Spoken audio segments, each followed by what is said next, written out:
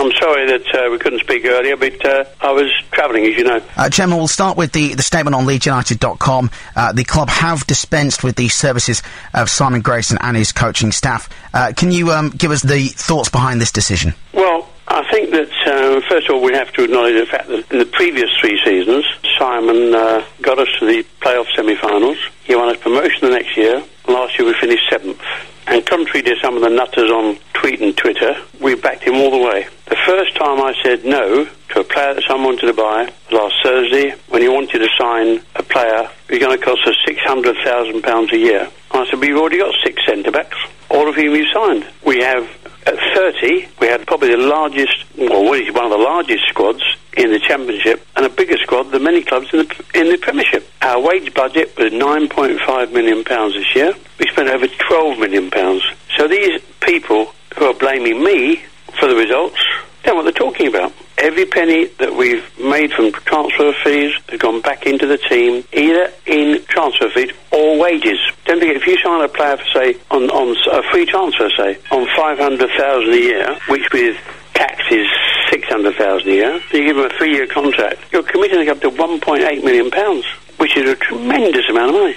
We're a Championship club. We have 6 strikers, we have 6 centre-backs. And all of a sudden, I can't understand why none of them are any good enough. Well, we've got 3 teenagers in the back 4. The manager's the manager. He decides who he wants to buy. We, the club, me, the chairman, authorise it. We just pay for it. But the fact of the matter is, we've conceded more goals than almost any other club in the Championship. We've got 3 teenagers in the back 4. And therefore, reach as far as we can. The present system isn't working. So what have we got now? We've got 18 games to go. 9 at home, 9 away. We can still get into the playoffs. I think automatic promotion is looking a bit remote, but I think we need a fresh start, fresh look, fresh attitude, and a new moving on. We have Andy O'Brien coming back, which is one of Simon's signings, and now he's now back at the club, so hopefully that will strengthen our back 4. So we'll see what happens in the last quarter of the season. Do you have confidence in the squad and the players at the club that they can make this charge? Well, Simon told me in November we were going to win promotion. These players haven't become bad players overnight. They've got a problem there somewhere, but I don't know what it is. But I'm a little bit disappointed when Simon said after last night that he's working to financial constraints. Jesus, nearly 30% over budget on players' wages, and people are, some of the fans are banging about loan players. Who scored the winner against us when we played at Emirates? It was a loan player, wasn't it? Do you know what I mean?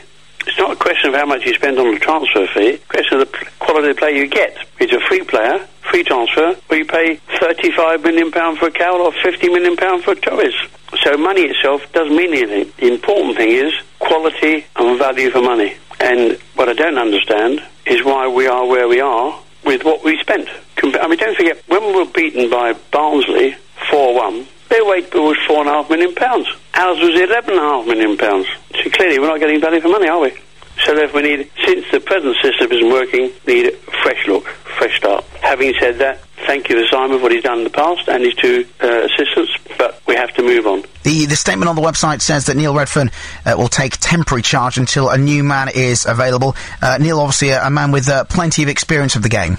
Oh yes, I mean, he's a toughie. Look how under his control, the players have been coming through from the academy. We've got 7 academy players now, I think it's 7, in our first team squad. That's a tribute to the way we work, and at the lower levels.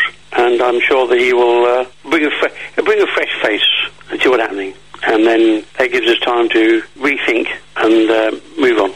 Chairman, always difficult days, but I suppose from this point you just have to look forward to the remainder of the season. Oh yeah, it's amazing. 62% of our season have been renewed already, and thank you for those that have done it. It demonstrates that despite the vociferous minority, now a very small minority, hence the old saying, empty vessels make the most sound, people can see what we're trying to do in the long term. We're building a club first and a team second, and that's most important, and we're making progress at a time when so many clubs are in financial difficulties. I've got to tell you a funny story. There's a guy that has failed to take over Portsmouth. We haven't come up with the Reddies.